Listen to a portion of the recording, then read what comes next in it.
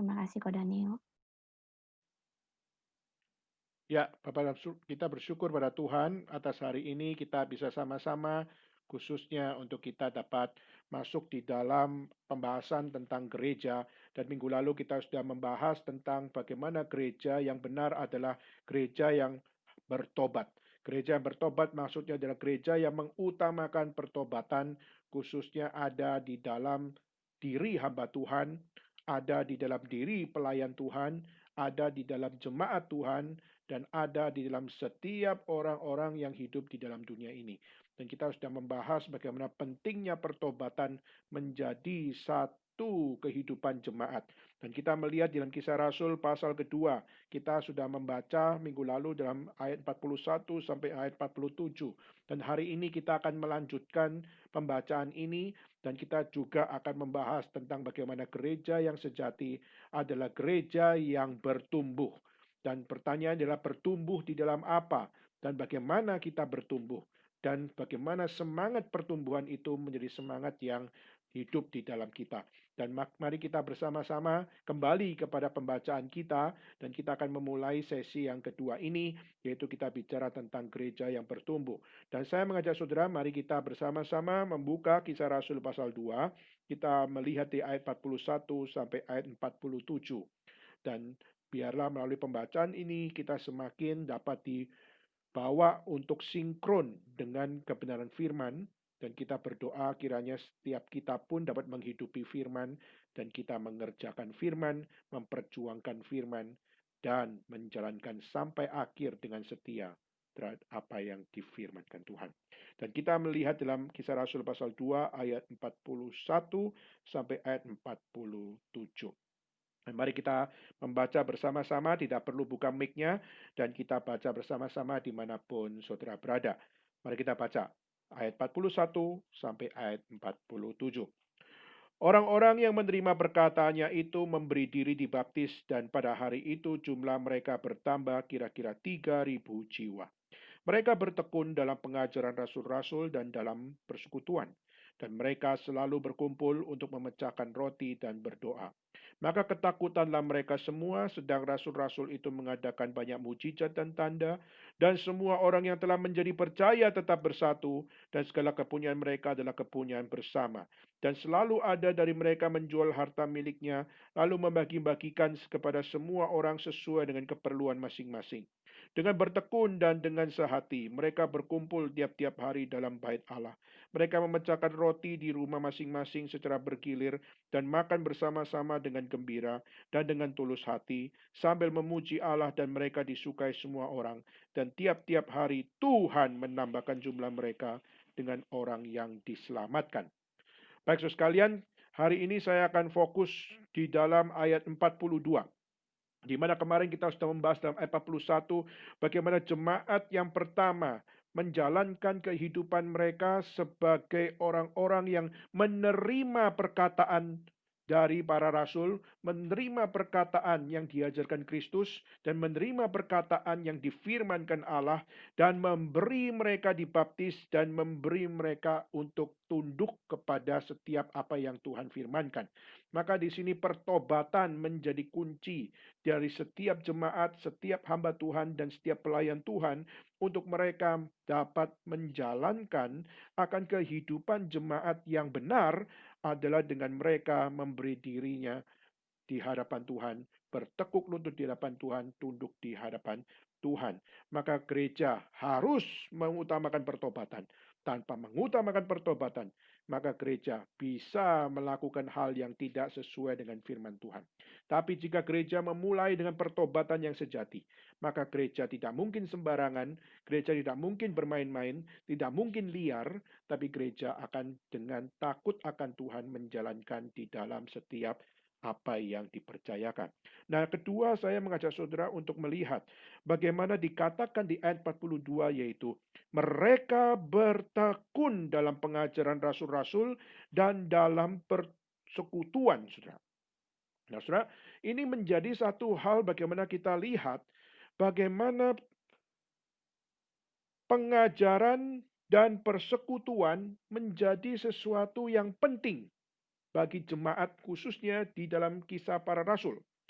Nah, Saudara, padahal kalau kita melihat di dalam konteksnya, mereka juga bukan sekedar melihat pengajaran, mereka juga bukan melihat apa yang namanya persekutuan, tapi mereka sebenarnya juga melihat mujizat. Ya, kalau kita lihat di ayat 43 dikatakan bahwa rasul-rasul melakukan banyak mujizat. Rasul-rasul melakukan banyak tanda-tanda. Bahkan mujizat di situ ditonton oleh begitu banyak orang. Bahasa roh yang tercatat dalam pasal 2 ayat 4, yaitu bahasa di mana mereka adalah orang Yudea, tapi perkataan mereka bisa dimengerti oleh orang-orang Yahudi yang di luar Yudea. Dan pada saat kita melihat melalui mujizat Roh Kudus turun atas murid-murid, lalu melihat bahasa roh yang lebih tepatnya adalah bahasa lidah. Kenapa? Karena bahasa lidah di situ bicara tentang bahasa internasional.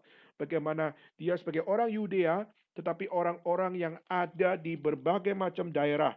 Seperti di Parsia, Media, Elam, Mesopotamia, Kapodokia, Pontus, Asia, Privigia, dan sebagainya.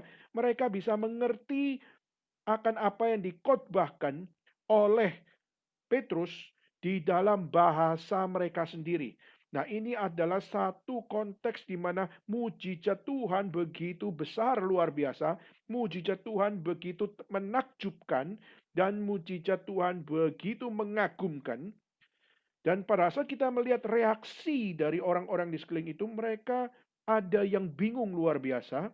Lalu juga kita melihat ada yang sampai dengan negative thinking, mereka mengatakan bahwa mereka mabuk anggur dan sebagainya. Tetapi perhatikan saudara, justru pertumbuhan jemaat bukan menjadi sesuatu yang digerakkan oleh mujizat. Justru mereka dikatakan bertekun dalam pengajaran, bertekun dalam persekutuan, dan bahkan berkumpul memecahkan roti dan berdoa. Tidak tercatat bagaimana mereka bertekun dalam mujizat. Jadi saudara, di sini satu kita perlu untuk memahami bahwa sebenarnya mujizat memang ada. Kita nggak bisa katakan bahwa iman kekristenan itu menolak mujizat. No, kita sebagai orang percaya, kita percaya mujizat. Tapi mujizat tidak mendatangkan pertobatan. Justru yang membawa pertobatan itu adalah pengajaran. Justru yang membawa pertobatan itu adalah persekutuan. Kenapa, saudara? Karena persekutuan adalah bagaimana kita menghidupi firman bersama-sama. Kita saling mendoakan bersama-sama, kita saling diskusi sama-sama, dan kita saling sama-sama sinkron sama-sama. Dan pada saat kita di dalam pengajaran rasul-rasul, kita belajar bagaimana mengerti akan setiap wahyu yang Tuhan berikan kepada rasul dan nabi, dan di mana kita belajar untuk menelaah setiap apa yang difirmankan Tuhan itu, sehingga akhirnya melalui isi, melalui konten, kita akhirnya dapat mengalami sebuah pertobatan. Jadi sebenarnya pertobatan, perubahan hidup, itu bukan dari mujizat. Mujizat itu hanyalah alat yang secara luar saja menjadi akan satu performance saja. Tetapi konten pertobatan itu ditentukan dari mana? Dari apa yang namanya kebenaran firman. Injil Tuhan. Jadi bahasa roh pun tidak mendatangkan pertobatan. Meskipun kita percaya bahasa lidah itu ada, kita percaya bahasa roh itu ada, tetapi itu semua bukanlah akan satu alat Tuhan yang mendatangkan pertobatan. Kenapa? Karena kita tidak pernah melihat di dalam kitab suci, pada saat mereka berbahasa roh, maka ada pertobatan. Kenapa, saudara? Karena bahasa roh, kalau kita kembali kepada kitab suci, itu semua adalah satu hal. Yang pertama, kalau kita melihat versi Kisah Para Rasul, adalah untuk menyatakan kebesaran Tuhan, bahwa Tuhan bukan hanya bicara dengan satu bahasa, tapi menembus setiap bahasa untuk melihat Injil adalah diperuntukkan untuk semua bangsa. Membuat mengerti semua bangsa bahwa Injil relevan untuk semua bangsa. Nah, tapi kalau kita melihat di dalam Korintus, ya, kita melihat bagaimana apa yang dikatakan, khususnya bicara tentang bahasa roh. Bahasa roh di situ adalah lebih kepada bagaimana relasi pribadi dengan Tuhan. Maka itulah kenapa John Calvin mengatakan itu adalah baby talk. Itu adalah satu hal bagaimana perkataan antara bayi dengan orang tuanya. Dan pada saat dia tidak bisa berbicara secara sempurna, maka pada saat kita melihat bahasa roh yang tercatat di dalam akan kitab Korintus, justru itu adalah satu hal yang menunjukkan betapa terbatasnya manusia untuk bicara kepada Tuhan, sehingga Tuhan menitipkan akan satu bahasa yang manusia sendiri tidak memiliki pengertian.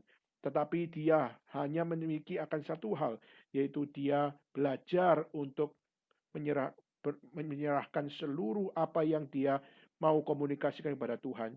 Itu semua dinyatakan di dalam bahasa roh. Tapi itu semua adalah sesuatu yang sudah tidak relevan lagi. Kenapa? Karena semua itu adalah terjadi hanya di dalam historical konteks saat itu.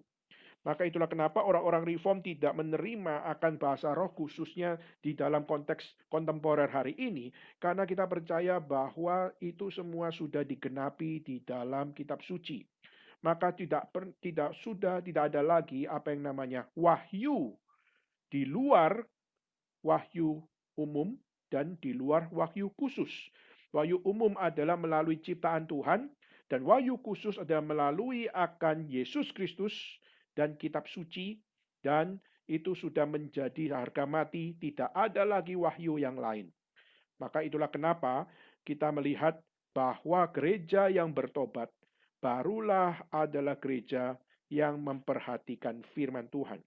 Gereja yang bertobat adalah gereja yang memperhatikan konten lebih daripada performance dan sebagainya.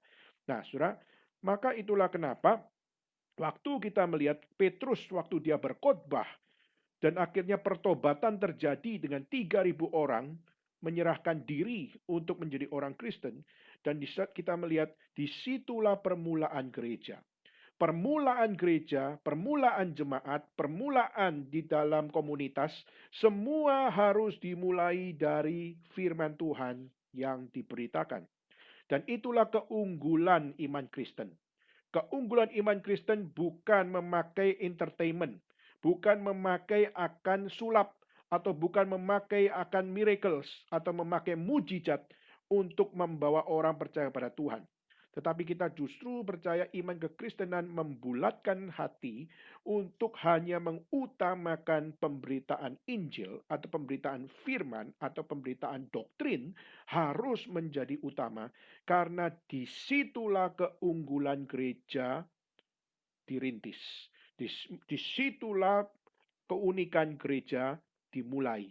Dan disitulah permulaan dari bagaimana komunitas orang percaya dibangun. Yaitu semua harus dimulai dari firman Tuhan. Semua harus dimulai dari Injil Tuhan. Semua harus dimulai dari apa yang namanya kebenaran Tuhan. Nah, saudara, maka itulah kenapa kalau kita melihat Paulus dalam Roma pasal 10 ayat 17 mengatakan bahwa iman timbul dari pendengaran. Dan pendengaran itu adalah pendengaran dengan konten adalah firman Kristus. Jadi di sini menjadi satu keunikan dan keunggulan yang tidak boleh kita ganggu gugat, yaitu adalah gereja haruslah bersumber dari pendengaran akan firman Kristus. Maka Injil menjadi penting. Tanpa gereja bersumber kepada Injil, maka kita melihat akhirnya kepalsuan-kepalsuan akan muncul. Nah, saudara kalau lihat Matius pasal 24 ayat 24 dikatakan, bukankah aku berseru demi namamu? Bukankah aku melakukan mujizat demi namamu? Bukankah aku mengusir setan demi namamu? Saudara, ini menunjukkan satu fakta, yaitu apa? Mujizat tidak mendatangkan pertobatan, meskipun kelihatannya begitu spektakuler. Mengusir setan demi nama Tuhan, kelihatannya begitu mengagumkan, tetapi bagi Tuhan itu bukan penting.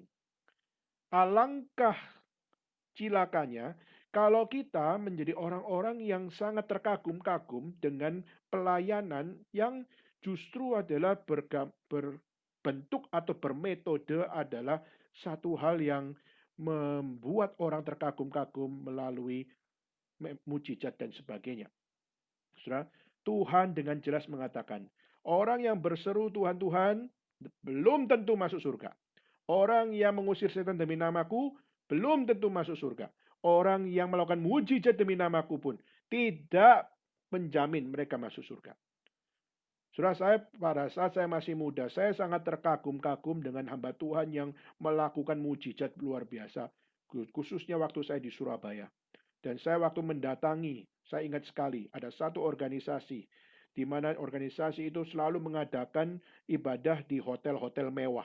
Dan saya terus ikut tiap bulan. Dan pada saat mengikuti semuanya itu, sangat terkagum-kagum. Kenapa? Orang yang sakit, akhirnya mereka bisa sembuh. Lalu akhirnya mereka yang mengalami akan satu benjolan di sini tapi tiba-tiba kempes dan akhirnya melihat semua fakta-fakta tersebut seakan-akan membuat kita melihat wah what a great what a greatest performance of faith di situ. Tetapi sudah waktu kita justru melihat kepada kitab suci, justru Tuhan menyatakan bahwa kalau bicara tentang hanya sekedar mujizat, iblis pun bisa melakukan mujizat. Pada saat kita melihat dalam perjanjian lama waktu Musa, di mana Musa waktu dia memegang tongkat dan waktu saat dia berhadapan dengan Firaun dan bersama dengan ahli sihir yang ada di samping Firaun. Lalu pada saat dia melepaskan akan tongkatnya, tongkat dari Musa jadi ular. Tapi pada saat itu kita melihat yang terjadi yaitu ahli sihir yang ada di sebelah Firaun pun menaruh juga tongkat mereka dan tongkat mereka juga bisa diular. Berarti saudara, mujizat itu bukan sesuatu yang spektakuler. Kenapa? Karena orang di luar Kristen pun juga bisa melakukan mujizat. Orang di luar Kristen pun bisa melakukan hal yang menakjubkan dan melakukan hal yang mengagumkan. Dan orang di luar Kristen pun bisa melakukan sebuah performance yang membuat orang akhirnya menjadi kurius. Nah, saudara, dan pada saat itu terlihatlah bahwa Musa bisa melakukan mujizat dan kita melihat bagaimana siapa namanya ahli sihir daripada Firaun pun juga bisa melakukan mujizat dengan menjadikan tongkat menjadi ular. Tetapi singkat cerita kita melihat ular yang ada dari tongkat Musa akhirnya melenyapkan atau memakan habis akan ular dari siapa yang namanya ahli sihir dari Firaun. Menunjukkan bahwa sama-sama ada mujizat. Tetapi mujizat Kristus adalah mujizat yang melampaui, memiliki keunggulan, memiliki keunikan. Dan di situ menyatakan bahwa mujizat menyatakan kebesaran Tuhan. Tetapi apakah sekedar itu saja? Tidak. Tetapi Musa pun berkata, "Let my people go." Berkata bahwa Tuhan berkata kepadaku untuk datang kepadamu dan berkata, "Let my people go." Dan waktu mujizat sudah dipertontonkan pun, Firaun tidak bertobat. Sudah diberikan hal yang mengagumkan dengan tongkatnya Musa memakan akan tongkat dari siapa yang namanya ahli sihir dari Firaun pun. Akhirnya kita melihat mereka pun tidak bertobat. Maka mujizat bukan metode pelayanan. Mujizat bukan metode penginjilan. Dan mujizat bukan metode di dalam kita mengerjakan pekerjaan Tuhan. Itu hanyalah satu hal di mana Tuhan kerjakan untuk menunjukkan kebesarannya. Tetapi untuk kita bertobat, semua harus dimulai dari firman Tuhan. Semua harus dimulai dari kebenaran firman. Dan tanpa firman Tuhan dibicarakan, maka kepalsuan akan mengambil tempat. Maka Matius 24 ayat 24, justru mereka melakukan mujizat di dalam nama Tuhan, lalu juga melakukan pengusiran setan di atas nama Tuhan, tapi bagi Tuhan semuanya itu palsu.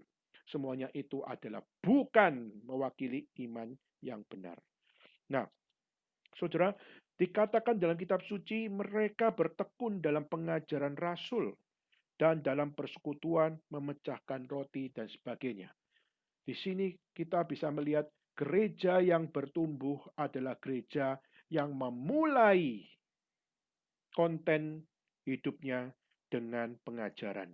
Maka utama yang menjadi penting, yang menjadi harus, yang menjadi necessity adalah pengajaran yang Tuhan berikan.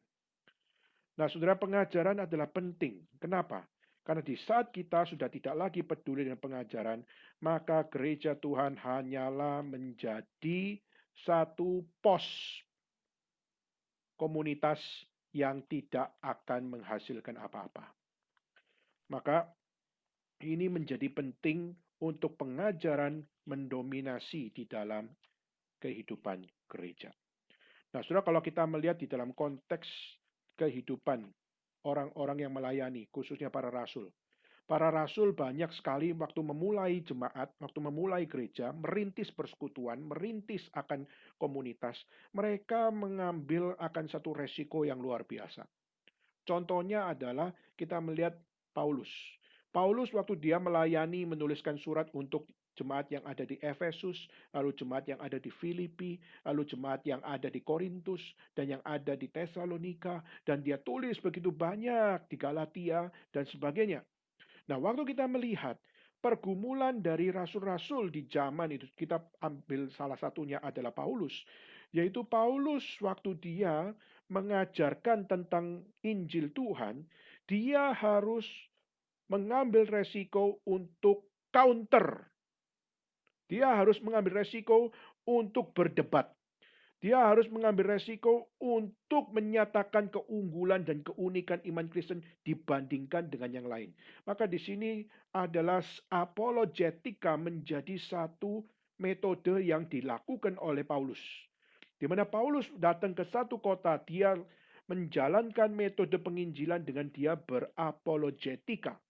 Dia menyatakan kenapa Christianity melampaui akan konsep yang ada pada kota-kota tersebut. Contohnya, misalnya saya kemarin di dalam persekutuan pemuda Gary China, saya sharing tentang Pergamus. Khususnya bagaimana Kristus dan juga untuk siapa yang namanya gereja yang ada di Pergamus. Nah, saudara, kalau kita melihat bagaimana Pergamus dikenal sebagai kota tahta iblis. Dikatakan sebagai Pergamus itu adalah tempatnya iblis bertahta di bumi. Kenapa, saudara? Karena di Pergamus yang adalah ibu kota dari Asia Timur, di situ banyak kuil dewa-dewa yang luar biasa banyaknya. Dan yang paling menonjol ada 3. Pertama adalah Baktus, yaitu adalah dewa kesenangan. Kedua adalah Asklepius, adalah dewa kesembuhan. Dan ketiga adalah dewa kesejahteraan, yaitu adalah Dewi Artemis. Ya, berarti ada 3 dewa yang menonjol meskipun banyak sekali dewa-dewa yang lain. Tapi 3 dewa ini adalah 3 dewa yang sangat menonjol di kota Pergamus. Nah, saudara, di sini kita melihat bagaimana waktu Injil dimulai di kota Pergamus. Di situ mereka mengambil resiko yang luar biasa untuk apa? Mereka mengambil resiko luar biasa untuk memperjuangkan keunikan iman kekristenan. Ya. Mereka memperjuangkan keunikan dari iman kekristenan sehingga mereka mengambil resiko untuk mereka menghadapi penderitaan yang diterima oleh karena mereka, khususnya orang-orang Pergamus tidak menyukai keberadaan Kristen. Nah, saudara, dan yang terjadi adalah Tuhan Yesus memberikan pesan kepada Yohanes yang diberikan kepada gereja di Pergamus, yaitu mengatakan bahwa apa? Bahwa engkau itu adalah jemaat yang sudah berkompromi. Kamu adalah jemaat Tuhan, kamu adalah orang Kristen, tapi akhirnya karena keadaan kota Pergamus yang begitu sulit untuk engkau berkembang. Kenapa? Karena mereka menggunakan akan pemikiran-pemikiran mereka untuk mempengaruhi iman kita. Akhirnya yang terjadi, gereja di Pergamus mengalami kompromis. Dan waktu gereja di Pergamus mengalami kompromis, yang terjadi yaitu apa? Yaitu dimulai dari gereja yang ada di Pergamus. Akhirnya kita melihat gereja di Pergamus mulai menjadi cikal bakal dari sebuah gereja yang sekarang bertahta, yaitu yang namanya Roman Catholic. Roman Catholic dimulai dari mana? Dimulai khususnya dari Pergamus di situ, orang-orang Kristen. Tapi waktu orang-orang Kristen, mereka sama-sama adalah orang yang berjuang untuk Injil, tapi akhirnya mereka berkompromi. Dan waktu mereka berkompromi, disitulah kita melihat ajaran gnostik mulai masuk di dalam iman kekristenan. Misalnya apa? 300 AD dikatakan bahwa gereja mulai mendoakan orang mati. Jadi orang mati, misalnya mereka kita tidak yakin dia masuk surga, maka kita sama-sama sebagai orang Kristen, mari kita berdoa untuk orang mati supaya Tuhan menerima di sisinya. Padahal kalau kita percaya bahwa orang kalau sudah mati ya semua sudah di dalam kedaulatan Tuhan kan. Jadi kalau masuk surga, masuk neraka itu semua adalah Tuhan yang menentukan. Kita percaya kedaulatan Allah, kita percaya penentuan Allah. Tapi justru di 300 AD, gereja Tuhan akhirnya jatuh di dalam satu fase di mana gereja mulai melakukan satu ritual, yaitu mendoakan orang yang sudah meninggal untuk supaya Tuhan kalau dia belum masuk surga, tolonglah Tuhan supaya dia bisa masuk surga. Jadi kalau hari ini saya meninggal dunia, lalu Henry sebagai pendeta, akhirnya Henry mendoakan saya supaya apa? Pendeta Daniel yang berada di dalam tanah ya, yang khusus dalam peti mati ini, Tuhan bisa menerima dan Tuhan berikan akan surga, dan Tuhan berikan akan satu tempat yang terhormat. Nah, saudara, satu sisi kelihatannya no problem, tetapi sebenarnya yang kita justru tahu bahwa apa? Pada saat orang sudah meninggal itu semua tempatnya sudah ditentukan Tuhan. Jadi kalau misalnya orangnya jelas-jelas adalah orang yang dibuang oleh Tuhan, lalu akhirnya kita mulai menjalankan ritual dengan mendoakan orang mati supaya dia diterima oleh Tuhan atau dia dimasuk surga, bukankah itu berarti saudara bisa mengubah keputusan Tuhan? Berarti setiap apa yang ditetapkan Tuhan, engkau bisa menggoyang tangan Tuhan untuk berkata, sorry ya, saya ralat, saya punya keputusan. Maka 300 AD gereja mulai melakukan ritual aneh ini. Kedua, yaitu mereka mengharuskan orang Kristen pakai kalung salib. Dan ini sudah dimulai. Yaitu akhirnya setiap orang Kristen harus pakai tanda. Satu sisi ini ada baiknya. Kenapa? Misalnya zaman dulu, kalau menjadi budak itu harus ditandai. Dan salah satu tanda untuk orang bisa tahu kamu budak atau tidak, yaitu kamu punya telinga itu dibolongin, dilubangin. Sehingga telinga kamu kalau dilubangin, itu adalah satu tanda seumur hidup bahwa kamu pernah menjadi budak. Jadi hari ini anak-anak muda yang suka lubangin dia punya telinga lo dipasang item-item itu ya, ditaruh supaya menunjukkan keren, terus bisa digantung ini, gantung itu. Nah, saudara, itu adalah satu hal mereka sedang memperagakan bahwa mereka adalah budak gitu sebenarnya. Secara sadar nggak sadar gitu ya. Dan saudara, maka kita kembali 300 AD, gereja yang sebenarnya sudah back to the content, back to the theology, back to the doctrine yang sebenarnya sudah sangat-sangat strict, tapi akhirnya kita melihat mulai 300 AD mulai melakukan ritual aneh ini, lalu mengharuskan memakai akan kalung salib atau memakai akan tanda salib dan sebagainya. Lalu 375 AD, gereja akhirnya mulai untuk apa? Untuk melakukan pemujaan kepada orang-orang suci. Lalu mulai dengan malaikat-malaikat dipuja-puji. Dan akhirnya mereka berdoa bukan dalam nama Kristus lagi. Tapi berdoa di dalam siapa yang namanya? Malaikat ini, malaikat itu. Lalu orang suci ini, orang suci itu. Lalu 431 AD, akhirnya kita melihat gereja juga mulai melonggarkan diri, melakukan pemujaan kepada Bunda Maria. Nah, saudara, ini adalah satu hal yang kalau kita lihat, memang seakan-akan, Bunda Maria kan memang adalah ibunya Yesus. Tapi saudara coba lihat, kalau kita mau kembali kepada ajaran-ajaran khususnya ajaran kafir, kita melihat ini adalah satu hal yang diajarkan dari ajaran kafir dari Babylonian. Kalau saudara tahu ada satu tradisi Babylonian, kita ingatnya Nebukadnezar, kita ingatnya akan raja-raja besar dari Babylon ya, Babel gitu ya. Nah, kalau kita melihat Babylonian itu adalah satu budaya yang berasal dari mana?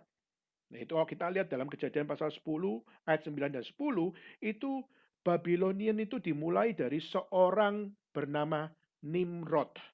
Di mana Nimrod itu siapa? Nimrod itu anaknya dari satu orang namanya Kusi. Dan Kusi itu siapa? Kusi itu adalah anaknya Ham. Ham, gitu ya. Anaknya Ham. Dan Ham itu siapa? Ham itu adalah anaknya Nuh. Ya. Nah, pada saat kita melihat justru ini adalah yang dikutuk sama Nuh. Anak yang terkutuk sebenarnya kalau kita bisa katakan. Dan akhirnya apa namanya Ham akhirnya punya anak namanya Kusi dan Kusi punya anak namanya Nimrod dan pada saat Nimrod di situ menjadi keturunan yang terkutuk yang membuat budaya melawan Tuhan. Dan akhirnya saudara dari budaya Babylonian ini coba saudara sabar ya untuk dengar ini. Kenapa? Karena ini berkaitan saudara. Misalnya apa?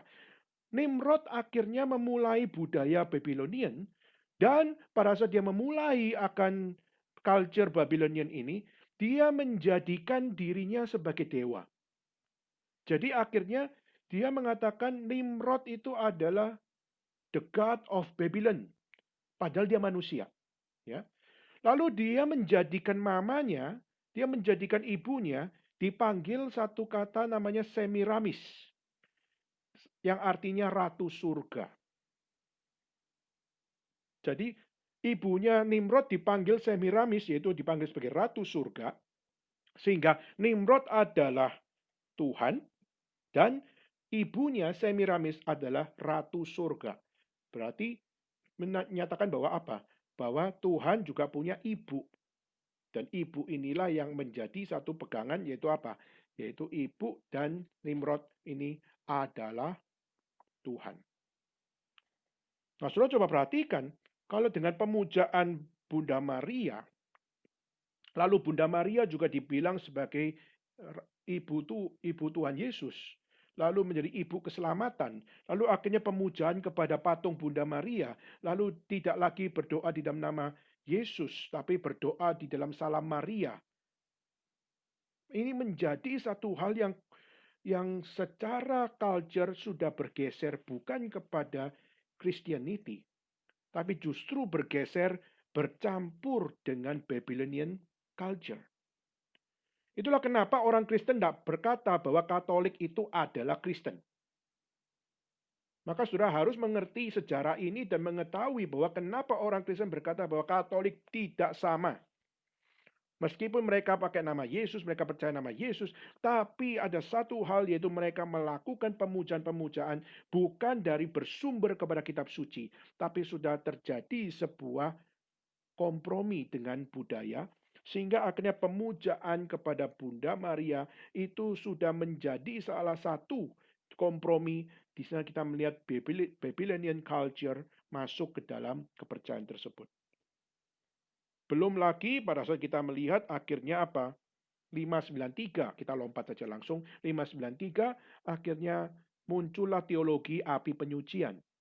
Sehingga akhirnya orang yang mau diselamatkan, kamu bisa pakai uang kamu dengan klinting berbunyi, bayar surat penebusan dosa, indulgensia, maka waktu kamu bisa bayar dengan uang, lalu akhirnya itu bisa memberikan kesempatan untuk orang yang bisa pas, tidak lewat api penyucian. Jadi api penyucian itu adalah satu doktrin yang menunjukkan bahwa apa? Kalau kamu tidak puas dengan keputusan Tuhan, kamu coba jalani namanya perjalanan api penyucian ini. Kalau kamu bisa melewati perjalanan api penyucian ini dan lolos dan pas, maka kamu masuk surga. Nah, pertanyaannya, apakah itu ajaran kitab suci? Saudara coba lihat, ini adalah berasal dari gereja Tuhan loh. Ini berasal dari jemaat mula-mula. Semua sejarah gereja dimulai dari Kisah Rasul. Dan perjalanan gereja dimulai dari kehidupan jemaat Tuhan sampai kepada kitab Wahyu. Dan kita melihat bagaimana macam-macam gereja memiliki plus and minusnya. Dan salah satunya adalah di Pergamus. Kita melihat gereja Pergamus menerima kompromi luar biasa dari banyak budaya. Dan akhirnya dari situ memberikan akan pengaruh sampai kepada Romawi dan sebagainya. Dan akhirnya kita lihat semakin gereja kompromi. Hari ini kita melihat gereja menjadi kacau. Belum lagi, kalau saudara melihat dari Pergamus, kita melihat ada satu hal bagaimana gereja bukan semakin lama semakin Kristen, tapi gereja semakin Roman, gereja semakin Romawi. Makanya akhirnya dipanggilnya adalah Roman Catholic kan? Karena semua itu didasarkan atau berkompromi dengan apa? Berkompromi dengan Roman culture. Dan Roman culture di situ ada Roman yang sebenarnya kita bisa katakan kafir.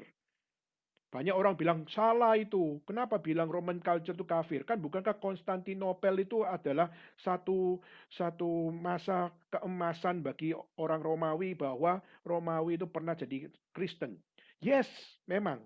Tapi jangan lupa Saudara, Konstantinopel dia bukan kaisar yang full hearted adalah Christianity adalah satu-satunya, tidak.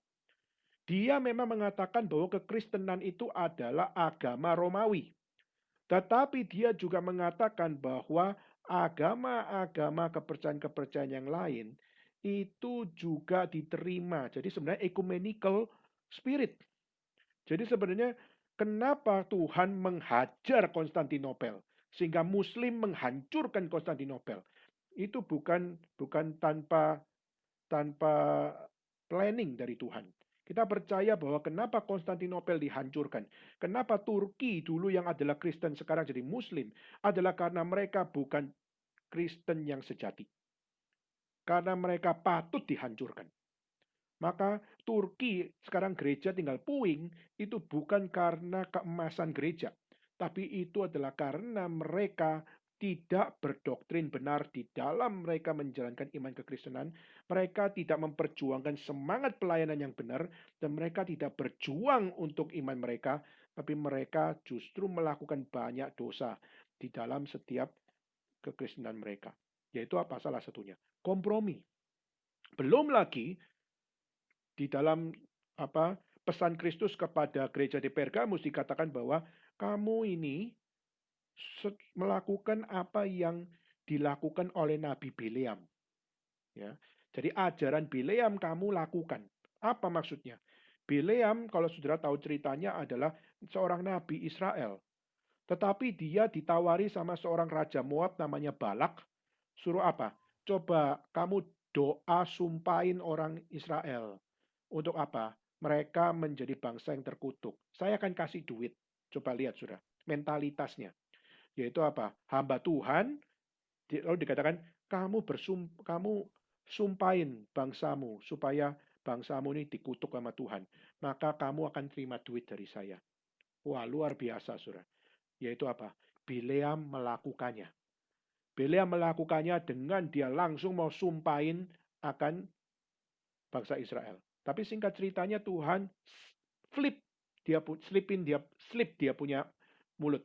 Sehingga akhirnya bukannya menyumpahi bangsa Israel supaya bangsa Israel itu terkutuk, justru dia malah memberkati bangsa Israel. Dia sendiri kaget, Raja Balak juga kaget. Gimana sih gua bayar kamu adalah untuk mengkutuk, bukan untuk memberkati. Lalu akhirnya diulang lagi, juga sama. Yang dia mau mengutuk, tapi justru yang muncul adalah doa berkat untuk bangsa Israel. Sampai akhirnya dia berkata, Raja Balak, mulut saya sudah diselip 2 kali. Maka apa? Singkat ceritanya dia berkata, saya nggak bisa untuk menyumpahin bangsa Israel. Tapi saya bisa kasih usul untuk kamu. Itu apa? Caranya menghancurkan Israel adalah, pertama, jatuhkan mereka untuk jatuh di dalam penyembahan berhala. Kenapa? Karena mereka tidak melihat Tuhan secara kasat mata. Tapi kalau engkau membuat Tuhan, membuat berhala yang begitu mengagumkan, yang begitu menakjubkan, dan kasih ke mereka, mereka bisa tergoda untuk ikut. Dan saudara, usul itu muncul dari nama. Usul itu muncul dari Nabi Israel. Kurang ajar ya. Kalau ada hamba Tuhan bilang mau ngancurin reform, maka apa? Hajar. Siapa namanya? Hajar hamba-hamba Tuhannya. Dengan apa? Kasih cewek-cewek cantik. Lalu coba goda-goda mereka. Nah, misalnya seperti itu. Saudara, itu dilakukan Bileam, yaitu apa? Pertama, berhala. Kedua adalah kasih cewek-cewek kafir yang cantik-cantik, goda untuk bangsa Israel. Saudara, hamba Tuhan bisa digoda dengan cewek. Hamba Tuhan juga bisa digoda dengan uang. Dikasih uang, mau. Dikasih wanita, mau. Nah, saudara, ini salah satu kompromi yang paling fatal yang pernah ada dalam kitab suci. Bileam, Nabi Israel, tapi justru dia merusak Israel. Dan dia dihancurkan oleh Tuhan. Dengan satu hal, yaitu apa? Disadarkan, kamu nabi. Sampai akhirnya keledainya bicara. Gua salah apa sehingga kamu pukul begitu keras? Dia kaget kenapa keledai bisa ngomong. Tetapi di situ dia tahu bahwa apa? Tuhan bisa pakai siapapun di sekitarnya menyadarkan dia. Maka sudah Bileam nabi. Tapi justru dia tidak seperti nabi. Dia nabi. Tapi dia pusyang-yang. Dia tidak hidup seperti nabi. Nah, sekarang kita tanya. Hari ini kita orang Kristen. Kita gereja Tuhan. Kita bilang saya orang percaya. Saya ingin tanya, kita bertumbuh sebagai orang percaya? Apakah kita dewasa sebagai orang percaya? Apakah kita menjalani hari-hari kita sebagai orang percaya? Atau kita memperjuangkan nilai-nilai orang percaya? Atau kita setia sampai mati sebagai orang percaya? Atau kita justru adalah orang-orang yang berkata, saya calon hamba Tuhan, saya adalah seorang Kristen, saya adalah seorang percaya. Tapi saudara, kita jangan-jangan mirip Bileam. Nabi, tapi kita mengusulkan hal-hal yang tidak berkenan di dalam Tuhan. Dan ketiga, di dalam kitab Wahyu dikatakan, kamu pengikut Nikolaus. Sebagian dari kamu adalah pengikut Nikolaus. Nikolaus adalah seorang ahli teologi. Dia adalah seorang yang belajar firman Tuhan. Tapi dia ditolak di Efesus, tapi diterima di Pergamus. Heran. Dia di Efesus itu ditolak habis-habisan, dibilang sesat bidat. Tapi dia waktu masuk ke gereja Pergamus welcome dia. Nggak apa-apa lah, lu nggak bener doktrinnya, nggak apa-apa. Kamu nggak apa-apa kok, kamu punya pengajaran salah. Kamu bidat sesat, nggak apa-apa lah. Siapa sih harus judge dia?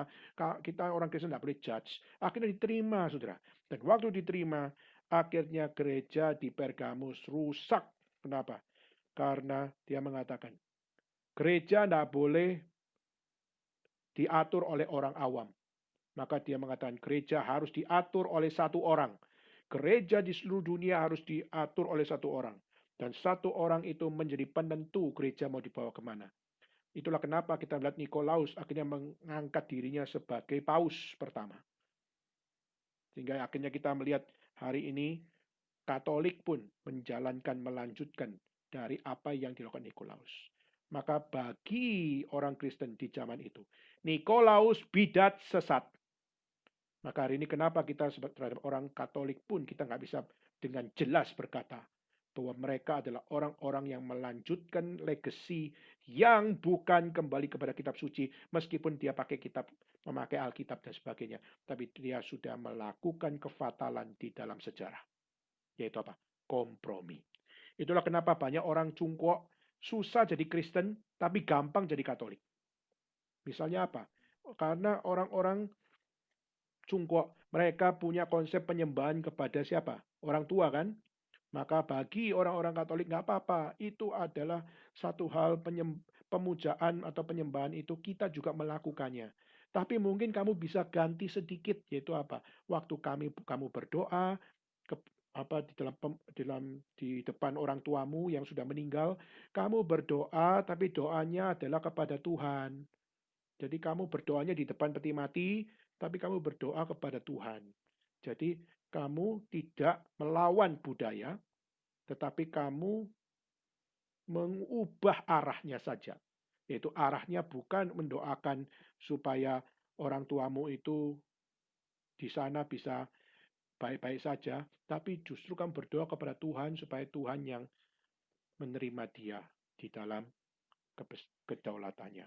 Terus dalam hal seperti ini kita melihat many compromise terjadi di dalam perjalanan sejarah ini. Maka tadi saya jelaskan dengan sangat pelan, menunjukkan kepada saudara satu sejarah singkat, yaitu apa?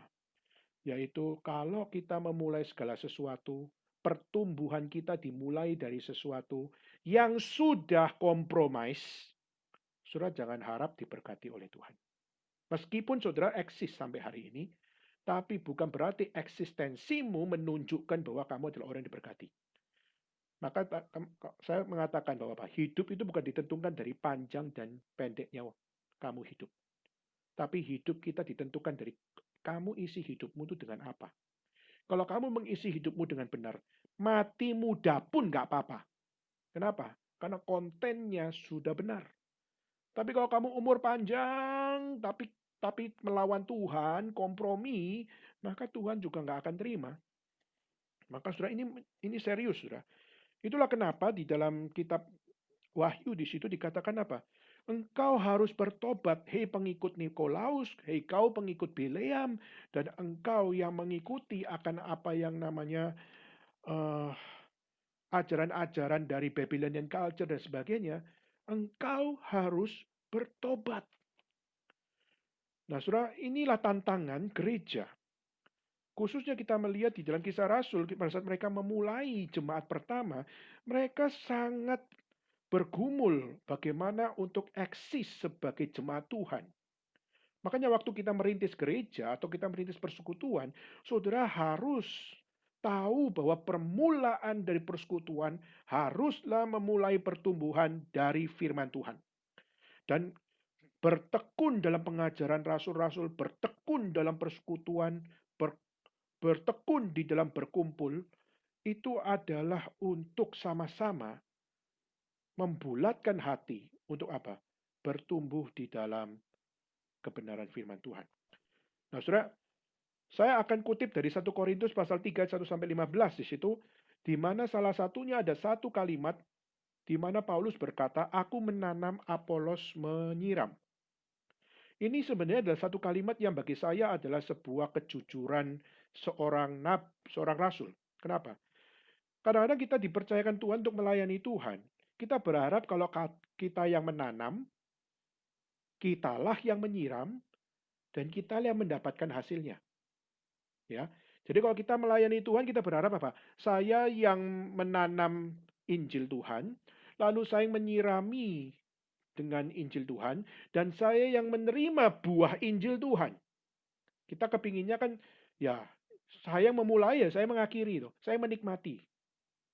Nah, saudara, tapi dalam kalimat 1 Korintus ini sangat membuat saya kagum, saudara. Kenapa?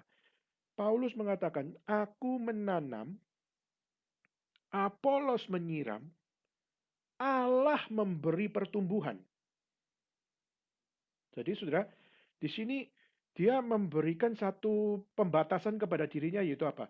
Kamu menjadi hamba Tuhan, jangan harap bahwa kamu sudah diberikan anugerah untuk menanam, lalu waktu Tuhan mempercayakan Apolos untuk menyiram, kamu tidak senang hati. Apalagi waktu Tuhan memberikan pertumbuhan, tidak melibatkan kita, kita akhirnya putus harapan. Saudara, saya waktu saya melihat bagian ini juga mungkin akan menjadi satu hal yang complicated. Misalnya apa, saudara? Misalnya saya di Cungkok, saya sudah melayani Tuhan. Lalu akhirnya jemaat yang saya layani, wah puji Tuhan bertobat. Dan setelah bertobat, akhirnya dia pulang ke Indonesia, bertumbuh lebih lagi di Indonesia. Bagus dong, bertumbuh lagi di Indonesia yang lebih bagus. Dan akhirnya Tuhan yang memberikan pertumbuhan. Tetapi bukan di dalam pelayanan saya, tapi pelayanan hamba Tuhan yang lain dan sebagainya. Nah, dalam hal seperti ini, gimana kita memahami arti pertumbuhan di sini? Maka saudara, kita kalau hanya bicara tentang satu hal, yaitu apa? Saya yang nanam, ya saya yang harus siram, dan saya yang harus menerima hasilnya dong, menerima akan buahnya dong. Saudara, kalau kita punya konsep seperti itu, kita adalah orang yang kecil hati. Kenapa? Karena kita ini cuma budaknya Tuhan loh. Kalau Tuhan izinkan kita cuma menanam, dan Tuhan katakan, Paulus, kamu tuh nak nanam. Tetapi yang nyiram bukan kamu. Tuhan menetapkan Apolos yang menyiramnya.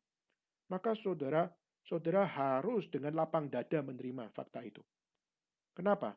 Karena meskipun kau nanam, meskipun Apolos menyiram, tapi pertumbuhan bukan karena kita yang menyebabkannya. Orang itu bisa bertumbuh bukan karena kita. Tuhan Allah yang memberi pertumbuhan. Lalu dalam 1 Korintus pasal 3 juga dikatakan, aku meletakkan dasar, orang lain membangun, tetapi Tuhan yang memberikan pertumbuhan. Jadi kadang kita sudah pasang fondasi pada orang ini luar biasa, lalu tiba-tiba yang membangun bukan dia, tapi orang lain. Nah, seringkali kita merasa, kenapa kok orang lain yang membangun? Kenapa bukan saya yang membangun? Bukankah saya adalah yang memulainya? Saudara, kalau kita mengatakan ini adalah satu pekerjaan Tuhan, pelayanan Tuhan. Orang sempit pikiran kayak begini, pasti tidak diberkati oleh Tuhan. Kita harus melihat segala sesuatu secara luas. Meletakkan dasar, Tuhan izinkan. Tapi pada saat orang lain diizinkan untuk membangun, biarlah Tuhan yang memberikan pertumbuhan. Kenapa? Karena semua itu adalah di dalam paketnya Tuhan. Kita tidak rugi apa-apa kok. Jadi kalau Tuhan mengizinkan kita hanya menanam saja dan hasilnya disiram sama orang lain atau dibangun oleh orang lain, nggak apa-apa. Jangan kecil hati, jangan pikiran sempit. Kenapa? Karena pertumbuhan itu bersifat paket. Dan paket itu Tuhan yang tetapkan paketnya. Meletakkan dasar, menanam dasar, itu adalah good news. Adalah Injil Tuhan. Di mana Kristus menjadi utama. Itu bagus. Bisa menaruh dasar Kristus di dalam hidup orang percaya. Sehingga kita mengutamakan penginjilan, kita mengutamakan firman Tuhan, kita mengutamakan doktrin. Lalu akhirnya dia bisa bertumbuh menjadi orang yang menghidupi doktrin dan membangun akan kehidupan doktrin. Is good. Nah, saudara, maka itulah kenapa kita harus menjadi orang-orang yang bergereja, tapi bergereja harus dengan konsep pertumbuhan yang benar. Nah, maka untuk kita memulai akan pertumbuhan yang benar, kita harus bagaimana, saudara? Untuk memulai akan satu pertumbuhan yang benar, kita harus mengisinya dengan Injil, khususnya adalah Injil yang mempertumbuhkan kita dari susu sampai kepada makanan keras. Kalau kita lihat dalam kitab suci, kita tidak boleh cuma dicekokin apa yang namanya susu terus. Tapi kita terus untuk bisa untuk menikmati satu hal di mana kita harus rela menerima apa yang namanya makanan keras. Kalau kita hari ini jadi orang Kristen cuma dicekokin susu terus, tapi kita tidak rela untuk menerima makanan yang keras, maka saudara akan menjadi baby terus, saudara akan menjadi orang yang lemah terus, saudara tidak punya akan kekuatan untuk berdiri, untuk berjalan, dan bertumbuh besar. Saudara, maka ini perlu akan menjadi satu hal.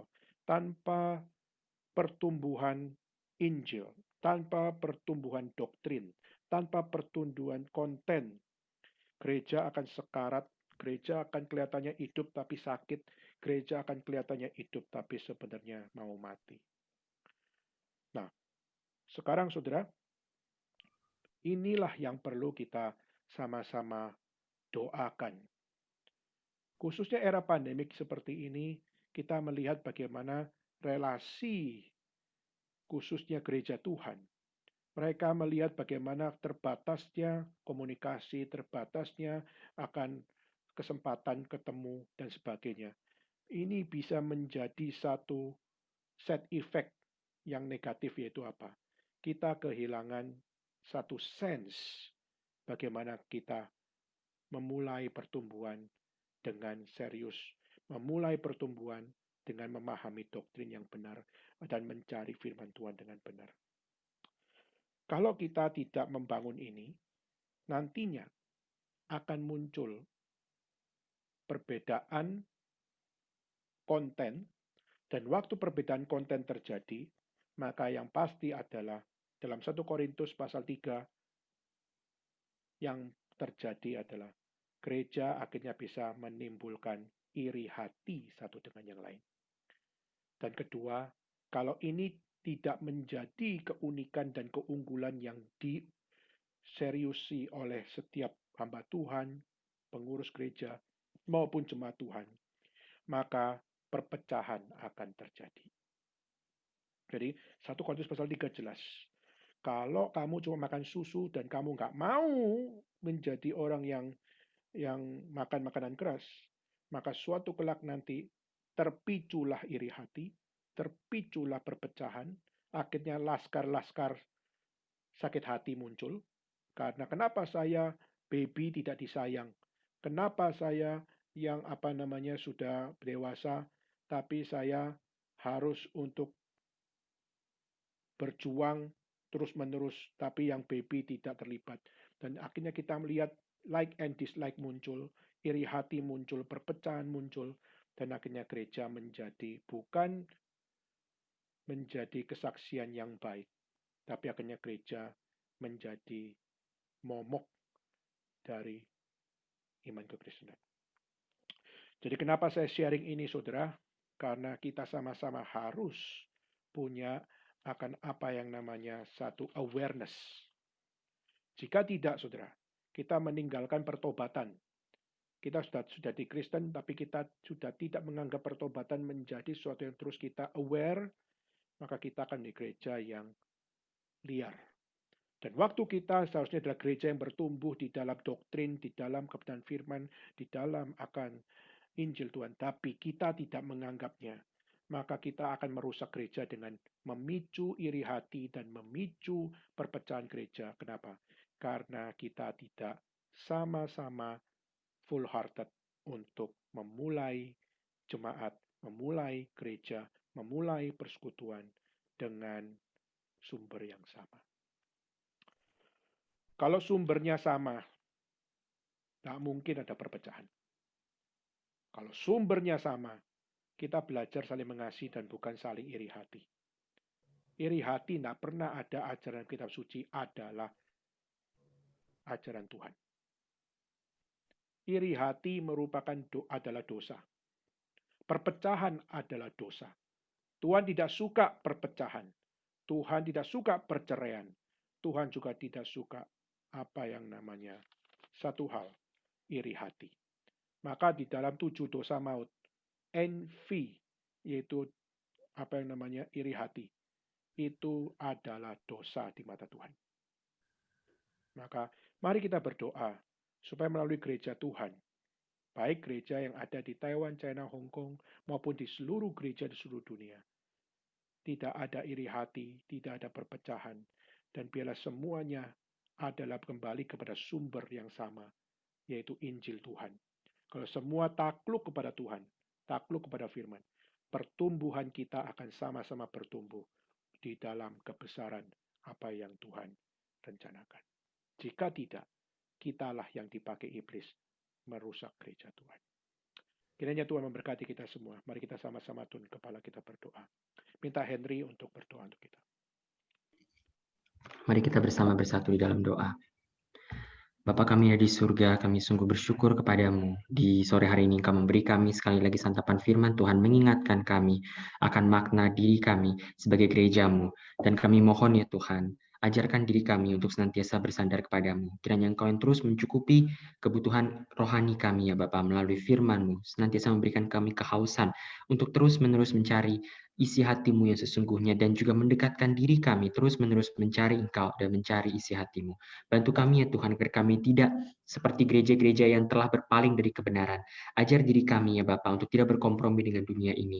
Di dalam setiap panggilan yang Kau berikan kepada kami, dalam setiap lingkup, di dalam masyarakat di mana kami berusaha, ajar diri kami untuk memuliakan nama-Mu dalam setiap hal. Kami mohon ya Bapa, bantu diri kami di dalam hidup kami yang sementara ini, agar kami dapat memakai waktu sebaik mungkin untuk senantiasa memuliakan nama-Mu dan memberikan segala yang terbaik dari diri kami hanya demi menyenangkan hati-Mu saja. Kasihanilah diri kami ya Tuhan, kiranya Kau memimpin kami, dan kami sekali lagi bersyukur atas waktu di sore hari ini. Pimpinlah persekutuan kami sampai selesai nanti. Di dalam nama Tuhan kami, Yesus Kristus, kami telah berdoa dan mengucap syukur. Amin. Amin. Baik, waktu tempat saya serahkan ke Deborah untuk melanjutkan.